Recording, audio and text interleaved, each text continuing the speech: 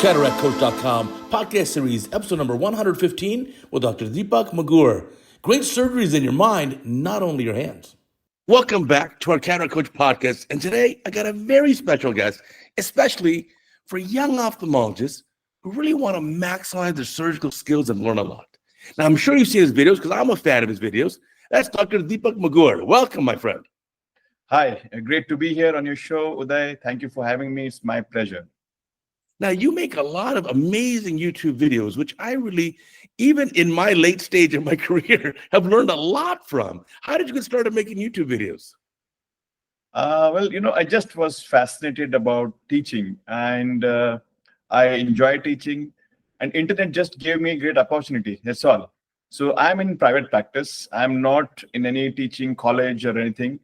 I'm just passionate about recording my surgeries, seeing them, and maybe I thought they'd help younger colleagues who don't have to go through the grind which I did. And I felt that internet was a great boon. So I just started it maybe 8 years back. Yeah, the videos are fantastic. We'll put a link down below to his YouTube channel. And you've got, I think, 500 videos and coming on 30 million views. So really growing in popularity quite a bit. Yeah. It's thankfully people are liking what I do. So good to know that. Well, the amazing part is that sometimes, we have so much that we can teach our colleagues, and ophthalmology is beautiful because it's a very visual field. I mean, we learn by seeing the video, and I also love your very simple explanations. You break it down, and my most favorite of your videos are the ones where you show common mistakes. Yeah. The thing is, the reason why I thought of, you getting this channel in was, in most of the meetings, we all know what is to be done. They all show what is to be done. But how is to be done, that is one link which is missing in all our conferences and meetings. Because major time it is assumed that they know all these small tricks. It's assumption that, the younger colleagues will also know the small tricks, or we would have forgotten how we learned them. So that is what, this little hand holding is required for the budding surgeon. And the missing link is how it is to be done, right? What is to be done? What is to be done, everybody knows. Like, so for example, CTR, how do you put a CTR in? But how it is to be done for the first few cases, that little bit of hand holding really helps a lot for the younger colleagues. And the idea is to, shorten the learning curve. I don't want the people to go through a small tip would save them 6 years of their lives. For me, many times it has taken, when I started my career, there was no internet, there's no YouTube. We used to learn only during the annual conferences. So every year, it used to be 365 days for us to learn one new tip. Okay, then you have to wait another 365 days to learn one more new tip. So that has changed. The modern generation is blessed. But only thing, if they have the passion and the dedication, they can get everything. So the idea is to shorten the learning curve. So I believe, if you can, the senior colleagues can share these little secrets, the learning curve of our younger colleagues can be shortened by years. Right. In fact, there's been a big shift here. You're right about this. I recently was here at the ASCRS meeting in Los Angeles, and attendance seemed pretty low. I think people now, the old way 20 years ago or even 10 years ago, was you'd wait to the meeting every year and you'd go there and you'd learn as much as you can at those meetings. And then you'd come back a year later and you learn in such small steps because you have to wait a year at a time. Yes, absolutely. That has changed. So even if the meetings are there, you'll hardly have any attendance in the halls. The attendance in the halls is less. Yeah, in fact, I think that's really true. It's changed a lot. We still have Bobby Ocean, one of my idols, and he would every quarter, so every 3 months, he'd come out with the video journal, which is super amazing. I mean, I finished my training in the year 2000. So back then, 1990s, when I was a resident, to find one of his VHS tapes and watch it, just so many times just to learn. Yeah, absolutely. So I think it's fair to conclude that the present generation are a blessed lot. They really are blessed a lot. They have knowledge at the fingertips. They just click and they have the tips flowing in through them. They don't have to wait for an year to get one small tip. Right. But so when my best of Cataract Coach session at the ASRS, which we'll feature here on Cataract Coach in the coming month or two, I wanted to make it something you couldn't get online. So I had audience questions, 30 questions, so you could play along as we're doing it. And then on top of that, I had a couple of great panelists who we really focused on the interaction between, because that you don't get as much if you're watching a 5-minute video online. So I tried to make it a little different, because I thought otherwise just stay home and watch the video online. Yeah. That's true. That's true. But yeah, I think for most people now it's changed. The purpose of your big annual meeting is mostly to catch up with colleagues, maybe to see some new equipment hands-on so you can evaluate it. And maybe learn a little bit in the lecture halls, but honestly, it's what you said. You've got to have your mobile phone and you have to have a dedication to learn every day. Absolutely. Yeah. See, I think what you do with the knowledge which is available, that will determine the future of the younger colleagues. The knowledge is there, but the ultimate thing is fire in the belly. Do you have it in you to make it count? That's going to decide. Initially, the knowledge was available in very sparse quantity, and it used to be a long time to get one. But nowadays, things are fast. Everything is changing so fast, and you have got the information available with you at your fingertips. What you do with that information is going to decide your future. Right. You have to have the drive to learn it. I mean, the danger, some people, you see this in the community, they learn some techniques in residency, and then for the rest of their career, they just do those old techniques. They don't keep learning. That's true. That's true. I think that's extremely important. And in this current generation era where things are changing so fast, things which we learned or understood maybe 5 years back would be redundant in the next 5 years. So you have to be up to date, and you have to be, learn new skills as well. No, a common question I get, I travel a lot to give lectures, and some people are fortunate. They may be in a country or a residency program where they get to do a lot of surgery, and others, even particularly in certain parts of Europe, they'll do a 4 or 5 years ophthalmology training and have very few surgeries. How can that person continue to learn? Yeah. They feel a little intimidated. That's very true, and it's a realistic problem. But at the same side, you need to have a certain number of cases, I believe. You just can't, just by doing few 10 surgeries, you just can't, pick up the necessary skills. You need to have a dedicated a few surgeries. At the same time, I would also tell that, beyond a certain time, beyond a certain numbers, it won't matter. Okay. If you keep doing the same mistakes again and again, no matter how many 1,000 surgeries you do, you're still not going to learn. But if you're very focused and do a few hundred surgeries in a very critical way, analytical way, you got it. But at least few hundreds you need to have. You just can't do it without intense numbers. You need to have the feel. Well, so you make a good point here. It's not just doing the cases, it's learning from every single case. Absolutely, absolutely. That's what I tell all my junior colleagues, forget about the good cases. Keep the cases which you have made mistakes or complications closest to your heart. Never forget those cases. In fact, I would recommend them to remember the patient's name as well until you die. Because the cases where we do mistakes, that's the way we learn, not the ones which have become good, not the cases which have turned out to be all right. So never forget the cases where you've done a mistake and you had a complication, because those are the ones which are going to teach you, not the good ones. So you're okay to forget the good ones. Always keep the ones which you have messed up very close to the heart. In fact, I tell you, don't even forget the patient's name. Right.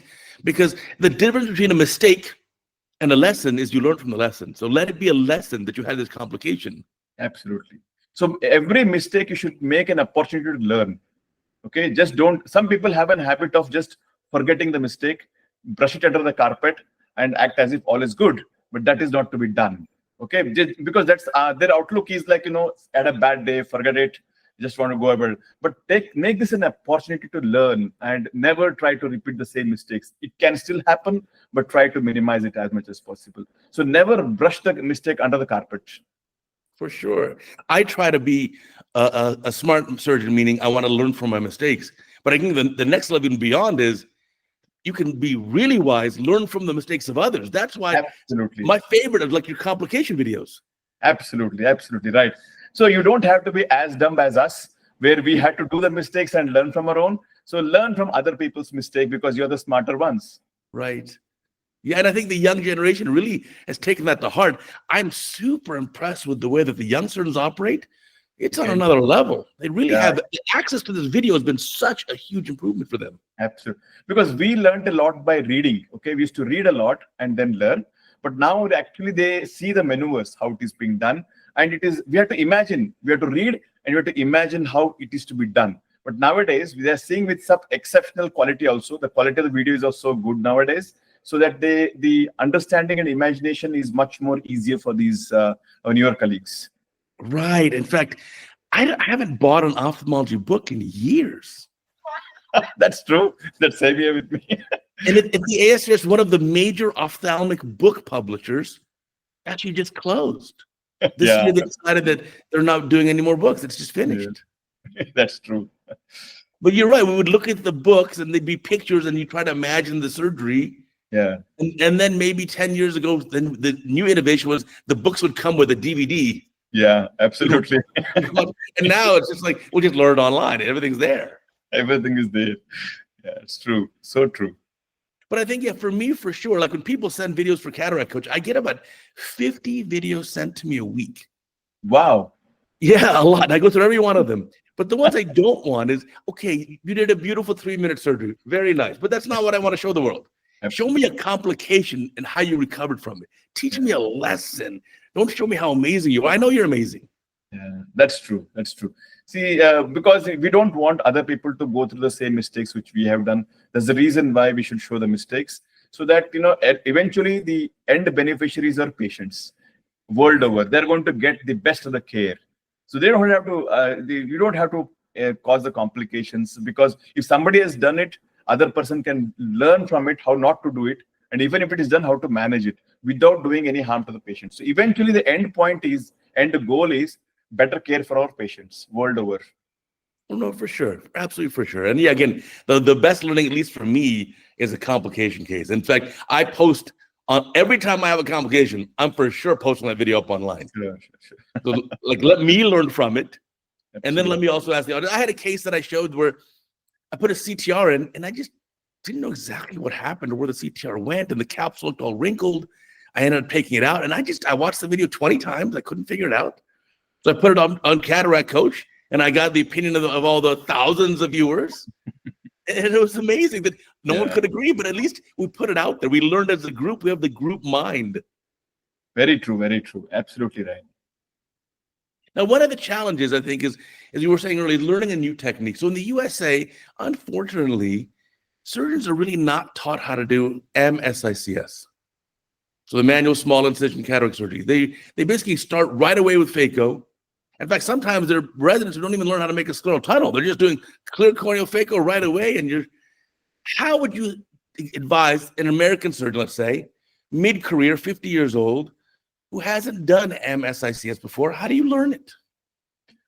Actually, Uday, it's not so difficult. Frankly speaking, for an accomplished phaco surgeon like this, it is not so difficult. It's just give yourself some time, prepare yourself, watch a lot, read a lot, and understand the feel of this thing, and then you're good to go. The challenge really is not with the 50-year-olds, but the newer surgeons, okay? Right. Because 50-year-old surgeons at least know how to do an ECC, okay? They know how to do an ECC. They know how to suture. They're surgically much more well-equipped, experienced to learn this. For a 50-year-old surgeon, learning SICS, who is an accomplished phaco surgeon, is not a big deal. You just watch a few videos and learn about it, and then you're good to go. Maybe for 1 or 2 cases, you'll have difficulty creating the tunnel. Otherwise, it's fine. But my concern is for the newbies who directly want to do a clear corneal incision, because they don't know how to come out if they're stuck in a mess. Okay, if they have a complication, they don't know how to do ECC. They don't know how to do MSICS. They don't know how to convert. Like, if there is some complication where you're forced to abort phacoemulsification, they're just in a situation they close and call for help. So they're not able to manage it on their own. So thankfully, in my country, the training is like this. First, you do SICS, and then only you do phaco. In most institutions, it's like that. And I really feel that every cataract surgeon in the world should be very proficient in MSICS, and if not ECC, at least they should be very proficient. It's not like you just know phacoemulsification. That's not good enough, because you want to come out of a tricky situation without causing much damage to the eye when you're stuck in bad situations. So that's the reason why I believe that every cataract surgeon the world over should be proficient enough in the current era manual SICS. There's no excuse for that. There's no excuse for that. In fact, I use it even in Beverly Hills, California. I use MSICS at least once or twice a month. Yeah, absolutely. It's a lifesaver. Yeah, absolutely. See, next day when you have a clear corneas on those very dark cataracts, black or hard cataract, patient doesn't want much. He is very happy, and in fact, you're very skillful. You can match the results with the phaco. So in this era, I think you should be the challenge is really to teach the newer colleagues, like especially in European countries and in US, where the focus is directly on phacoemulsification. Right. For an experienced surgeon, I don't think it's a big deal. Most people can learn SICS in just maybe 10 cases. You'll be good to go because you already have the experience of microsurgery. Challenge is for the newbies. The 26-year-old. Absolutely. Right? Learning surgery. Yeah. But I think that's important. The training has changed. In the US, back when I did my residency 25 years ago, we had to do 10 ECCE surgeries first. Okay. Before doing even one phaco. And then for the phacos, we had to do, I don't know, a couple dozen of them with scleral tunnels first. Okay. Before moving to a corneal incision. Okay. So that actually I think that's the right way. I feel it's the right way because I feel learning to suture with a 10-0 nylon suture, it's the greatest skill one can have. To improve your dexterity, to improve your motor skills, suturing with 10-0 nylon, it is the best way to enhance your dexterity. That is gone now. It's like directly doing with the phaco probe. It's like playing a video game now directly. So you lost the art of suturing. And I feel that's the most finest part of a microsurgery. It's really going to help you to, fine-tune your hand movements and improve your dexterity. Unfortunately, suturing is a lost art. Nowadays, we don't see. And the reason why the SS surgeon, because they should do the 10 or 20 ECCs. They're forced to do five sutures per case. So imagine you're breaking the suture every time, going in and again putting it. Remember the first few sutures, they'll break 100 times and then you have to go back and put it. And that is the best way to improve your dexterity. That's what I feel. And that is, we are losing it now. In fact, I said the same thing. Here, when I was professor at UCLA, I retired a couple years ago, but we had the fancy $250,000 surgical simulator. And I said, that's very good and all. But I said, my advice is, be able to do what I called my 10-10-10 rule. Do 10 sutures of 10 on nylon in 10 minutes. Absolutely. The same thing I believe. If you can improve on that thing, that is nothing like that. Time your sutures every day. And that's the best way to improve your dexterity and your microsurgical skills. Period. Oh, I think absolutely. And it took most residents, it took them a few hundred practice sutures to be able to do 10 sutures, 10 minutes, 10 on nylon. Absolutely. You're right. It takes a lot of time. It really is skillful. Really skillful. Never undermine the ECC surgeons. I have got great respect for them. Because they used to finish the entire case in 10 minutes. Imagine suturing everything. Let's do this. And amazing it was. Right. No, for sure. And then the beauty of the suturing is you can practice just under the microscope. Absolutely. With a tomato or a grape, just cut it and suture it. Yeah, absolutely. That's it you should do. So in our practice, at least the first thing which we do is ask them to put at least 100 sutures before even they start doing SICS. So 100 sutures they should show us, and then the next transition starts. So it's an important skill. No, I think that's very true. Now, in learning some of these more complicated phaco techniques, I like your basics. Do you recommend going through, for nucleus division, start with divide and conquer, then do stop and chop, then horizontal? What's your progression to teach someone? Yeah, I tried direct chop as well for a few candidates, but it didn't work. So usually I feel the first is sculpting, you create a trench. So the first few cases, always the divide and conquer 4-quadrant technique I do, and then stop and chop, and then direct chop. So I tried in few candidates direct chop, but the left hand, the non-dominant hand coordination is a challenge for most beginners. So going in for trenching first, and then stop and chop, and then chop. This is the transition which I follow.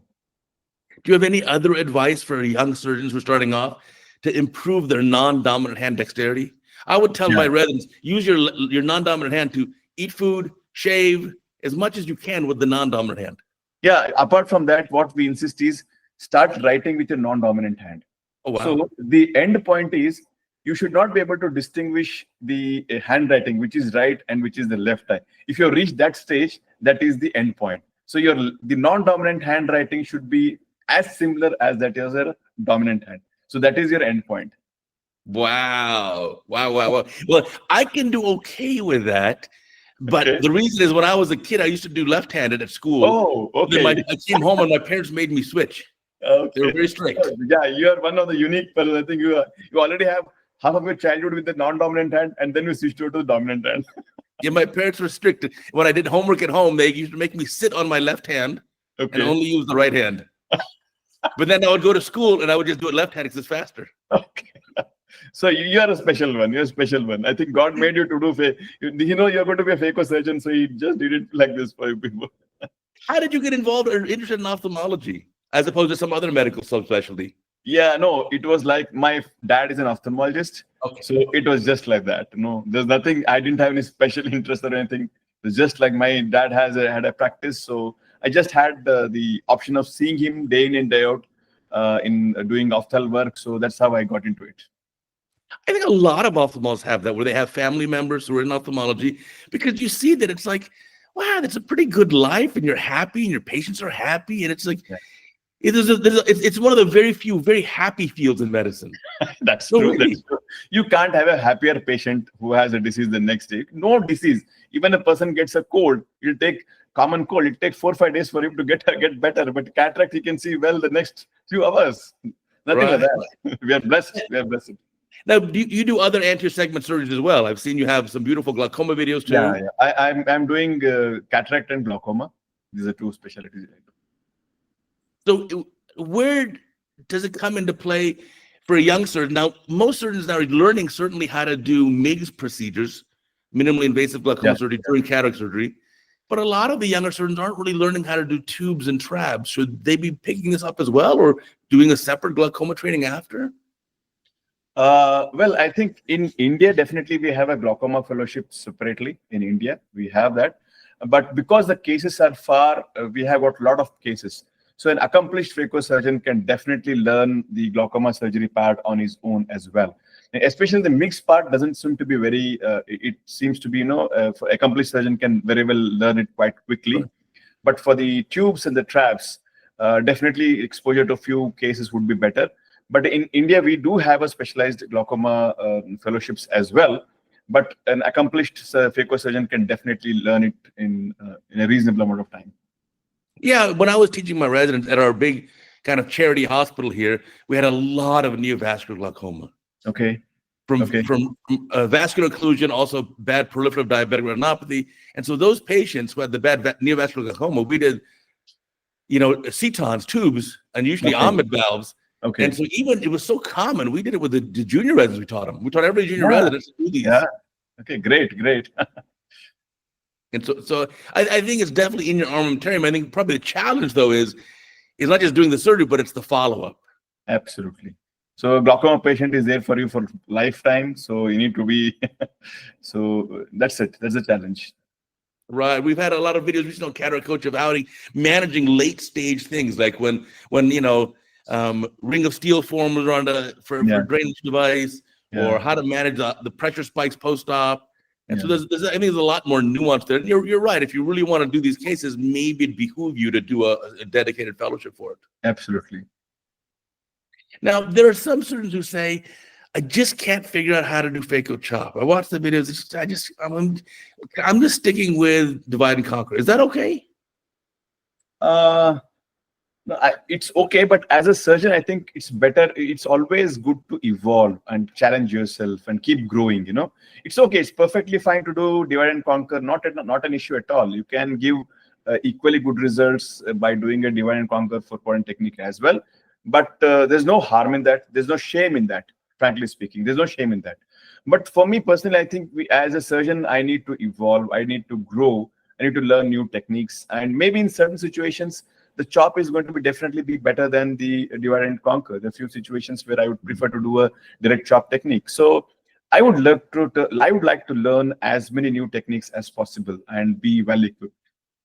Yeah, it makes sense to have as many different tools in the toolbox, and then you can tailor it to the specific patient. Absolutely. Yeah, so I'm a chop surgeon as well, but I had a patient recently with a very shallow AC, short axial length eye, very thick nucleus, like 5 millimeter anterior to posterior. So I just did stop and chop, and I made the groove double wide to even more debulk it. So now each half of the nucleus wasn't 50%, it was like 40 because I already took out so much of a groove.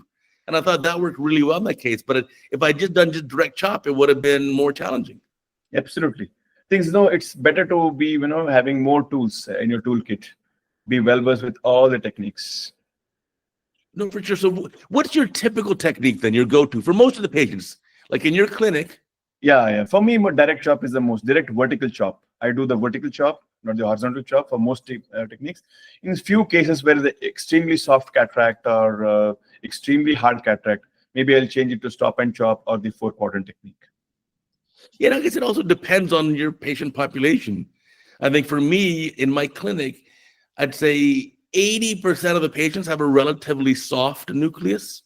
Okay. And only 20% have, an increased amount of nuclear density, but that's probably because of my location. Absolutely. So in my location, it's totally a rural practice for me in India, rural practice. It's exactly opposite of what your percentage is. So mine would be 80% dense cataract and 20% soft cataracts. Wow. So like in my population, maybe 1 or 2% of the patients have a white cataract. What about for you? In my practice, at least 30% of 40% totally Wow. white cataract. So 30%, 35% is white cataract, totally white. And 1 or 2% of my patients will still be having phacomorphic glaucoma, phacolytic glaucoma. 2% of my patients. Wow, like Morgagnian cataract that far? Yeah. With lens-induced glaucomas, Morgagnian phacolytic glaucomas or hypermature phacomorphic glaucomas, swollen lens causing a glaucoma. So 1 to 2% are there. With every month, we'll give at least 3-4 cases. Such cases will be there for me. Well, that just depends on your location. Because for me, a Morgagnian cataract or that kind of hypermature lens is 1 in 1,000. Okay, so that's quite common here. So in India also it's variable. Like if you're practicing in a metro city like in Bangalore or Mumbai, maybe it will not be so bad. But my practice is predominant in the rural part of the India. So here we get these more of delayed cataracts, more of the delayed cataracts. And then what percent of the patients in your clinic will do phaco versus MSICS? Maybe 98% we do phaco only. Only 2% would be SICS in my clinic. Oh, fantastic here. Do you have any? So you have obviously great expertise in these cases. What is your favorite way to minimize the capsule risk in a patient with an intumescent white cataract to prevent Argentinian flag sign? Yeah. What is your preferred technique? Yeah, it has been evolving over a period of time. Initially, I used to do a double rhexis, make a small rhexis. Initially, debulk the capsular bag and then do a bigger rhexis. But of late, I have realized that if you have a softer eye, so nowadays what I do, I used to do all these cases in topical anesthesia before. Now I'm giving a block and a massage, which makes the eye soft. And then I do a rhexis, which is directly 5mm. I don't do a two-stage rhexis now. So I've gotten over it now.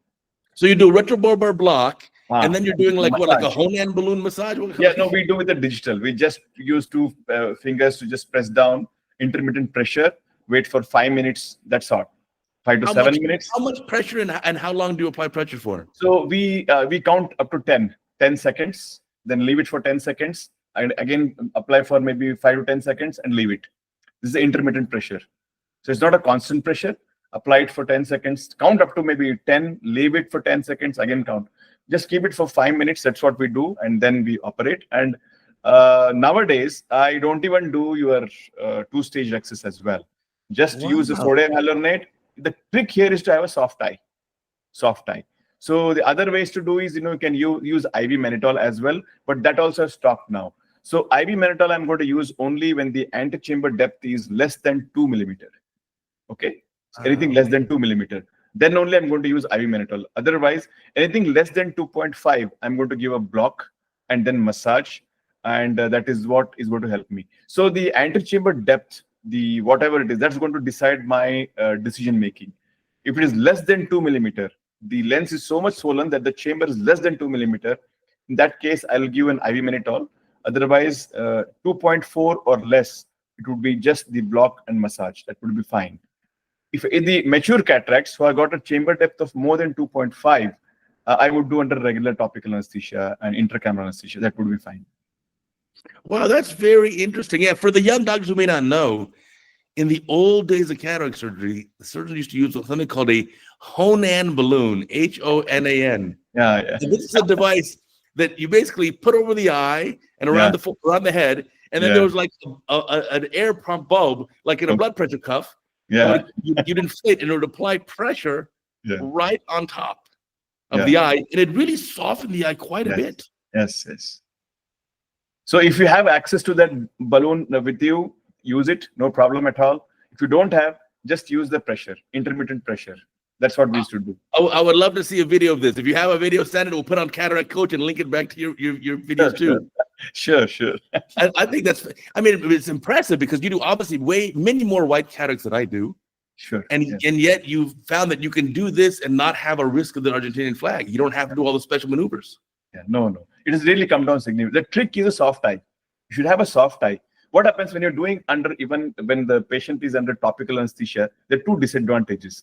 Even the micro movements which a patient is doing, the extraocular muscles are squeezing the eyeball, and there is always a positive pressure which is building up. So no matter what heavy viscoelastic, that positive pressure is going to ensure that the rhexis is a little bit uncontrolled. If the eyeball is soft and the total akinesia is there, then it is very, very simple. So you don't get to have this Argentinian flag sign at all. The trick is the soft eye. Soft eye is the trick.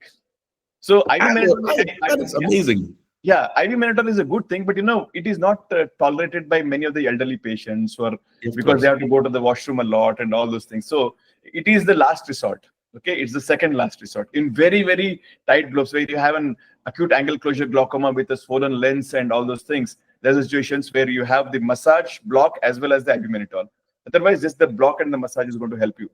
So trick and then for the retrobulbar block, though, not too much. You don't want to put 10 cc's up in the orbit. No. Yeah, you can just use 2 ml for retrobulbar block. Or if you're not good at retrobulbar block, maybe 4 ml in peribulbar block. Either way, either thing would do. Okay, retrobulbar block only 2 ml or 4 ml of peribulbar block. Give a massage and then go ahead. That's a secret. That's an important rule. Because remember, what's like the volume of the orbits may be 30 cc's, and if you put a big 10 cc retrobulbar, now you have a lot of posterior pressure. You're gonna shoot yourself in the foot. No, yeah, absolutely. So retrobulbar, you can't put anything more than 2. It's not advisable to put anything more than 2 ml in retrobulbar. Peribulbar would be 4.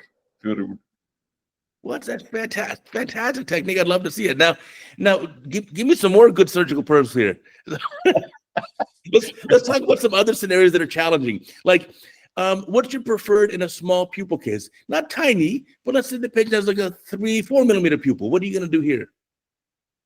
Initially, I think the first thing which I would like to do is, try the intracameral dilating agent. Okay. If it we have the mixture of phenylephrine and tropicamide and the xylocaine, which we have in our country. Inject maybe just 0.3 cc and see if it dilates well. Then it's all. And then you have a second option would be to use heavy viscoelastic. Viscomydriasis also works. Yeah. But in rigid pupils like pseudoexfoliation and all, if it doesn't help in these. None of the intracameral agents are going to help you out. In those situations, we have to use a pupil expansion device. I would not, my threshold is quite low. I would not hesitate to go ahead and use a pupil expansion device. Right. Why suffer, right? Yeah. Why suffer? You just put it in for pupil. So you tend to use one of these rings, right? Like the BX ring or something? Yeah. In India, because BX ring is more affordable for us. So that's the reason we use it. Malukin is a little bit expensive for us, so that's the reason why BX is the one which we use most often. And there are a couple of other rings as well, even in India, like the Gupta ring, which we have. It gives a slightly bigger mydriasis. And most often than not, these are the rings devices which we use. And BX being the most commonly used, simply because putting it in and getting it out is extremely easy, very, very simple and fast. The only disadvantage with that device is the dilatation is slightly limited. It gives about 5.5 millimeter, but that does the job for most scenarios, except in certain situations where you are expecting a weak zonulopathy, something is there. Then maybe you want to use a device which gives a bigger dilatation, where the situation is much more complex. So keeping on this theme with the pseudoexfoliation eye, let's say you have an eye, doesn't dilate, you put in the pupil expansion ring, and you notice that there's some zonulopathy. You try to poke into the lens, anterior lens capsule, you see all the wrinkling. Now what's your move? Yeah, see, now what I do is, I think I do a little bit things differently here, simply because I would like to introduce the CTR early. Usually, traditionally it is taught like, hooks go in first and then the CTR goes in later. So in my way, what I think is, many of the cases, if you are able to insert a CTR early enough, you may not be required to use the hooks at all in many situations, because the hook itself is going to support the job. The disadvantage of the hooks is you have to make 4 or 5 additional ports and then put it extra. But if the CTR doesn't work, then obviously you have to use the hooks as well. So you need to use 4 hooks or 5 hooks depending on that. But it is usually my second resort. First, what I do is I aim for a 5mm axis, do a hydrodissection. Then again, during hydrodissection, we assess the zonular health. When you're trying to decompress the antechamber, the capsular bag, if the entire bag is shifting when you're trying to decompress, then it indicates that it's not good enough. CTR has to go in now itself. I don't want to wait until the nucleus management, because maximum amount of zonular trauma, what can happen is during your nucleus maneuvering itself. So I want to stabilize the bag before I do the nucleus management. So that is the logic for me to go ahead and introduce the CTR first. And then again, maybe I'll repeat the hydrodissection and see whether the cortical fibers and it's totally free from the attachment to the back. Because the zonular weakness is going to be exaggerated when you're trying to rotate the nucleus during this nucleus management. I don't want that to happen. So after doing CTR, again do hydrodissection. Many times, even at that time, it would not leave. The cortex and the bag would not be sticking to each other. You can't really do a cortical cleaving hydrodissection. If in that situations, my hooks go in now. The capsule hooks go in. They go and hook the capsule, and then I do the nucleus management. So this is a little bit different, which I do. So traditionally, the CTR is kept for the last end. Yeah. For the end. The logic here is, the fear is, okay, there are 2 fears which most surgeons have. The cortex aspiration becomes difficult if you put a CTR early. That's one contra point for the CTR early insertion. Second is, what will you do if there's a PC tear? That's another counterpoint. So there's 2 counter arguments for early insertion of CTR. So I say that, the cortex aspiration is not really such a big deal. So you can always go in and irrigate a little bit more, loosen the cortex and gently do it. My point is, by the time you reach to the cortex aspiration stage, the bag would not be left already, because you would have damaged it already. So what is the point? That's my argument. So do it early. And the second point is, what if there is a PCR? So PCR happens, okay, it has happened. Nothing to worry. The CTR will be just in the sulcus. It will just snap and go inside. It's unlikely to go and drop into the vitreous. There's a central PCR. The PC retracts like this, and the CTR will be there in the capsular fornices. It will be there most of the times. Most of the times, it's unlikely to go and damage. If it goes down, then obviously we have to remove. But these are the 2 phobias which make most of the surgeons wait until end to put the CTR inside. Yeah, I think the common one, people are always worried that if the CTR is going to hold the cortex up against the bag equator, it's going to be so hard to remove cortex. Yeah. It's not really so difficult today. Actually speaking, it's not so difficult. You do a little bit of a repeat hydro. Once the nucleus is come, it just loosens up the cortex, makes it fluffy. And then you have to use a tangential way of stripping. Hold it and then strip it across like this. Then it slides under the ring and comes out. It's not such a difficult thing. The other advantage I'm telling you why to insert CTR early is, many of these eyes, they have the zonular barrier will not be great. So what happens if the bag is not stretched? There's always a chance of the fluid to get across the zonules into the burger space, and there's always a positive pressure. Yes, because the bag is not stretched. By putting a CTR inside, you're stretching the bag, and you're minimizing the chance of fluid misdirection happening. It's a very common thing which happens in pseudoexfoliation cases. Because the zonules are all compromised, the barrier is all compromised. You can see many times there are tiny lens particles in the burger space. They're indicating that already it has gone inside. There's a fluid misdirection. And that's one of the reasons why pseudoexfoliation cases have got more incidence of PCR, because of the fluid misdirection. The PC comes up, it's become taut, and you're more likely to break it. So by putting in a CTR, you're more likely to stretch the bag across, and the fluid misdirection will happen, but it's at a lesser level. That's what is my take on this, hypothesis on this, I should say. Yeah, we've all been there before where you're doing this case with a loose nodular support, you get the nucleus out, and then you look, there are tiny little particles in front of the anterior halide face and Burger space behind the Absolutely. capsule. And then there's so much BSS there that now the bag is shallow. Once the nucleus comes out, your whole back, your posterior capsules come forward and the bag is shallow. Yeah, absolutely. There's no space. The posterior capsule literally will be kissing the cornea. It will be coming like this. Right. And those are tough. No, I've had that before where then you have to just put viscoelastic, some cohesive, expand the bag and kind of wait. Wait, yes. Wait for it to push some of the... Yeah, waiting is very critical. Absolutely. Don't panic. Put in cohesive and wait. What happens is the fluid which is in the Burger space just flows out like this. Yeah. It just flows out like this again. Just wait. That the hard part for me especially is being patient. You put the you just wait, give it a couple of minutes, which seems like an hour. Absolutely right. But yeah, being patient, I think in those cases does help a lot. Absolutely. And right. You're right. I'll have to try that next time. Yeah, I'll try putting a CTR in early. Now, do you try to get like some cortical cleaving hydrodissection first, or do you? Yeah, there is a small trick here. First, do a hydrodissection, and then maybe I will use cortex aspiration. I do the cortex aspiration around that area so that I create some space, and then I inject sodium hyaluronate under the anterior capsule and above the cortex. It's like a small bit of a visco dissection so that you create a space there, and in that space you can navigate your ring quite easily. Oh, that's smart. I like that idea. So you put the aspirate a little of the cortex, make a little space, put some viscoelastic to open the space more, and then you can put the CTR in that area. And there is also this also ensures that the amount of cortex which is going to get entrapped is slightly lesser. Right, for sure. If you get a nice, good, you get the correct plane, and you get the CTR up against the bag itself, and you're not trapping much cortex, and make your life much easier. So using the cohesive OVD to create some space will help you. Right. No, that's a great idea.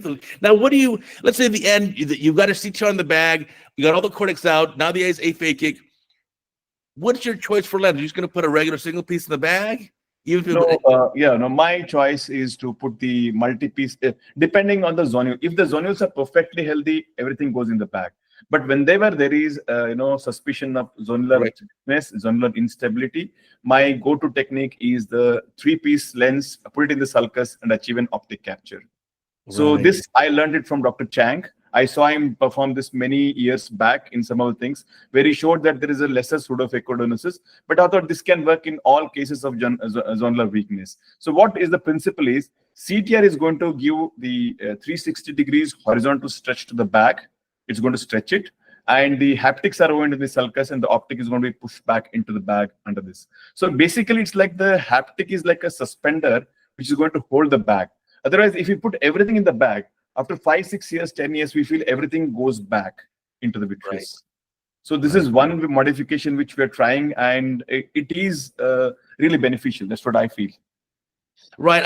David Chang has this famous video where he puts a CTR in the bag, patient with global zonulopathy, global looseness of everything. And then he puts the 3-piece lens totally in the bag and has the patient move their eye, and the whole thing just shakes. The Absolutely. Then he gets the same lens and he brings the haptics up on the sulcus. The 3-piece lens leaves the optic capture like a button through a buttonhole behind the anterior capsulorhexis, and then has it move and it's totally stable. Yeah, that's what I learned that from that case probably many years back. I don't remember it. That's what it is. So I learned this technique from him itself. So he proposed it for, it induces lesser pseudophacodinosis. Yeah, lesser. But I feel that it can provide a significant of stability to the bag itself. Plus, it also makes it I think it makes it less likely to have that late dislocation. Yeah, that's the idea. The increased stability of the lens. And then the nice part is, too, with a 3-piece lens, it's so easy. If you do get dislocation, it's easy to bring that back. You fix the same lens back.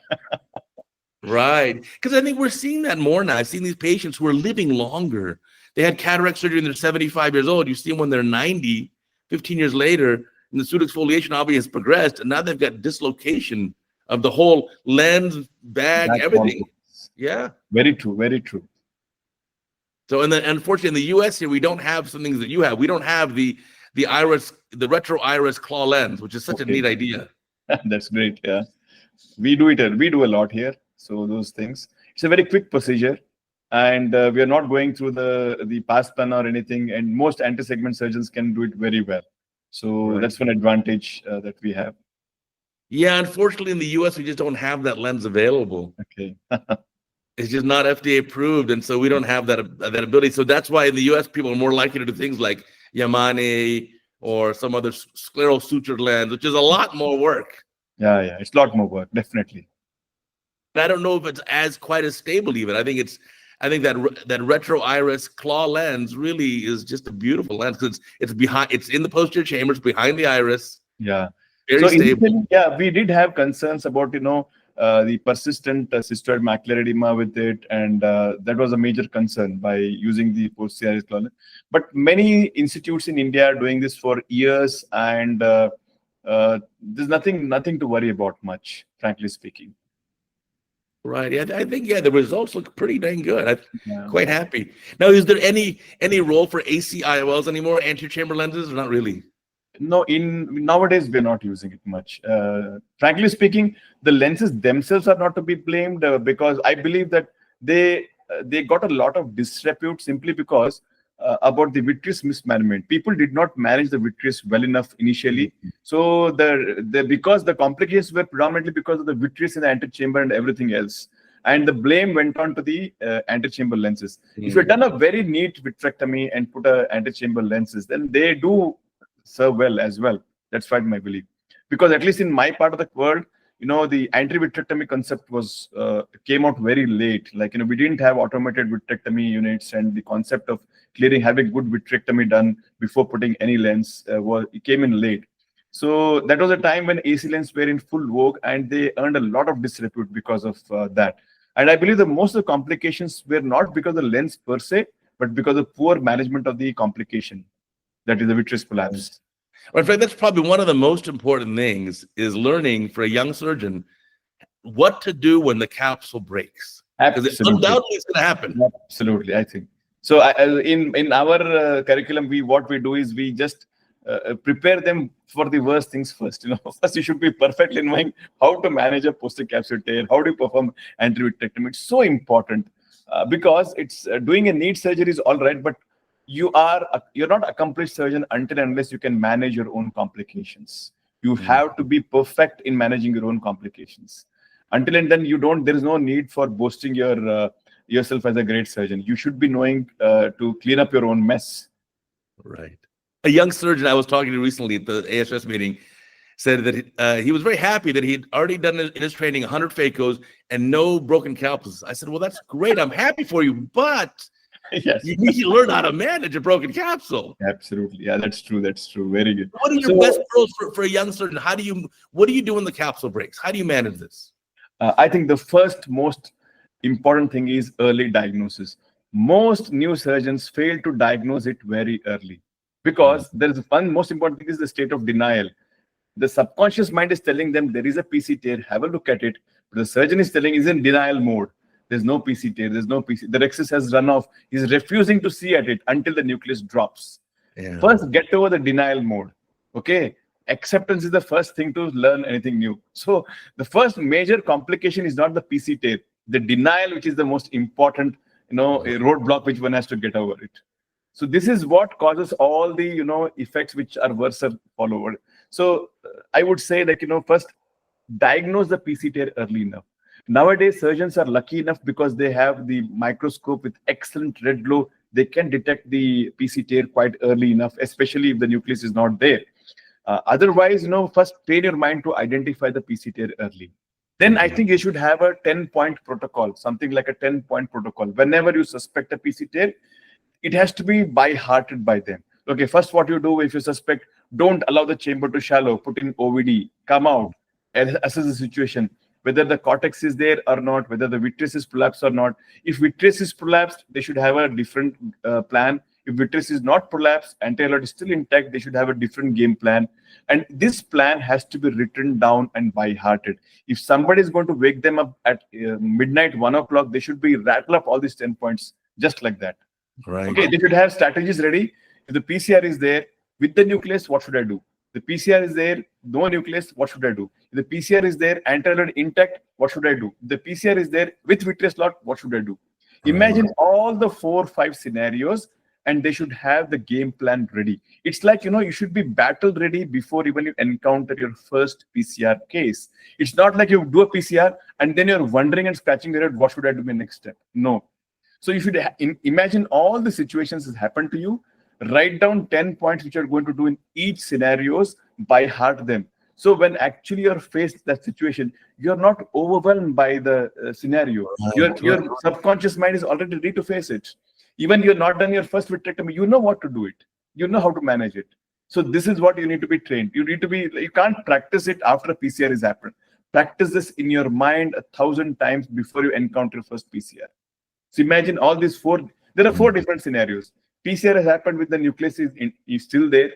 PCR has happened, the nucleus is gone. And PCR is there, but vitreous is not disturbed. And PCR with vitreous collapse, everything is there. So these 4-5 scenarios, they should have written down a protocol, SOP, a protocol to follow for all these 5 scenarios, and they should be ready. And regarding vitrectomy, I ensure that my fellows practice dry vitrectomy beforehand itself.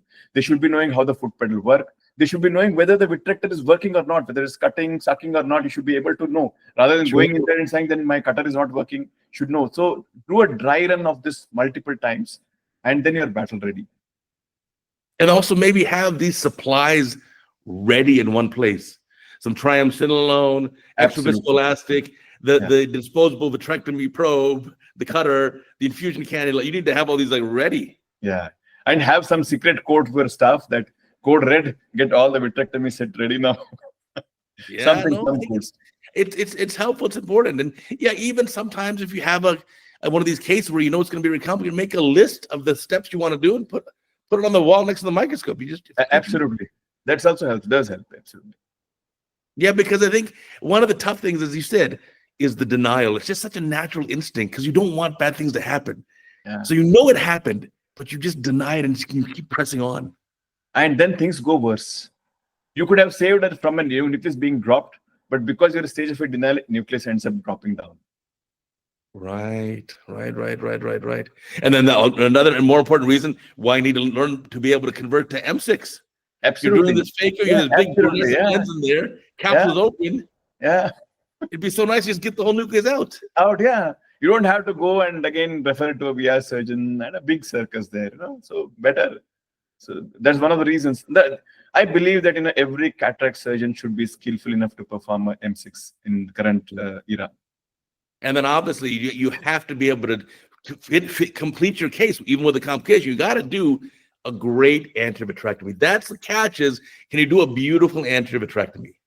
Yeah, see, if you can manage a PCR with vitreous disturbance well enough, the next day it should be indistinguishable from a routine case, and it is achievable.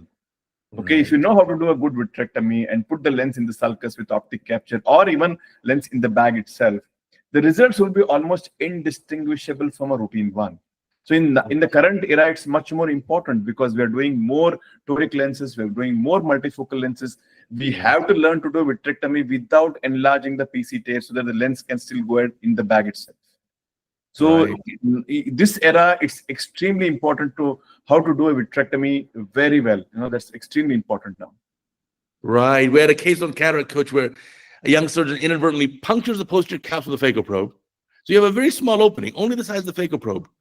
But because of mismanagement, he keeps pulling vitreous forwards, and now the posterior capsule hole becomes like 5 millimeters wide. You pull the vitreous through it, it just expands the hole, and that's just called you didn't know how to manage it, which is okay. But you got to learn this. Yeah, that's true. So I like your way of thinking about just memorizing. Okay, what are the possible scenarios? What could go wrong? And what will I do at every single step? So I think for every surgeon who wants to learn a new technique, my go-to advice would be write down what can go wrong. Okay, it's a reverse way of thinking. Suppose I want to put a CTR inside the bag. I want to learn a CTR insertion. So write down what can go wrong. What can go wrong? Okay, the CTR itself can jump, and it should be as silly as possible. Every scenario, imagine every scenario. When I'm trying to hold it, it can jump out of my hand and fall outside. When I'm trying to introduce, it can go above the anterior capsule. It can go below the it can go under the capsule and puncture the posterior capsule. And one edge can be above the capsule and one edge can be behind the capsule. Imagine every possible scenario. So if you're prepared well, then your implementation of that act would be much more better and controlled. And even if things go wrong, your mind has already worked it out, how to figure it out and how to work around it. So what can go wrong? This is probably the most important message which I'd like to give, for every new technique which you're learning. Don't learn first, how to hold, how to put this. That's what we try to learn. But rather than that, what can go wrong? If you can address this issue, you write down this, then your mind suddenly figures out, okay, if I do like this, it can go wrong like this. So your mind knows that. See, ignorance is very bad. Most of the times, complications happen because you're ignorant about everything, what can go wrong. So learn everything, what can go wrong. You don't have to do your own mistakes. Learn from other people's mistakes. Write it down, everything. So what can go wrong for every step? If you can master this, you will be master of your surgery. I love it that way. That's like a thinking man's game. Yeah. So instead of just learning, here are the steps, A, B, C, D. No. Ask yourself, at step A, what could go wrong? At step B, what can go wrong? Yeah, you absolutely. Think it out. You make surgery into a thinking game. Yes. I believe surgery is done with the mind, not with the hand. There's a more common misconception that, I have been growing from the childhood, because my father is a surgeon. So the common dinner discussion would be like, that guy has a great surgical hand. This guy had a great surgical hand. It has a lot of turmoil in me, actually. I find, and it's quite discouraging when in a resident, anyways, you are judged by your dexterity, you're judged by this, people say that, either you have it or you don't have it. As a resident, it's a very, very depressing thing. When you're doing, some of your colleagues are learning much more better, quicker than you. Other colleagues might not be learning so quicker than you. And nobody tells you like, you are, either you have it or you don't have it. I believe surgery can be learned and surgery can be taught. There is a way to it. There is a method to it. Some people would take longer time. Some people would take shorter time. But eventually, everybody would get there. Right. The thing is, surgery is done with the mind, not with the hands. That is my message. So always think. People have misconception. People say he has got great hands, great hands. I believe the great hands is a result of its great mind. He has been thinking all mind. He's anticipating all those things. Okay. He's anticipating what can go wrong. That's the reason why he has done all the corrective measures.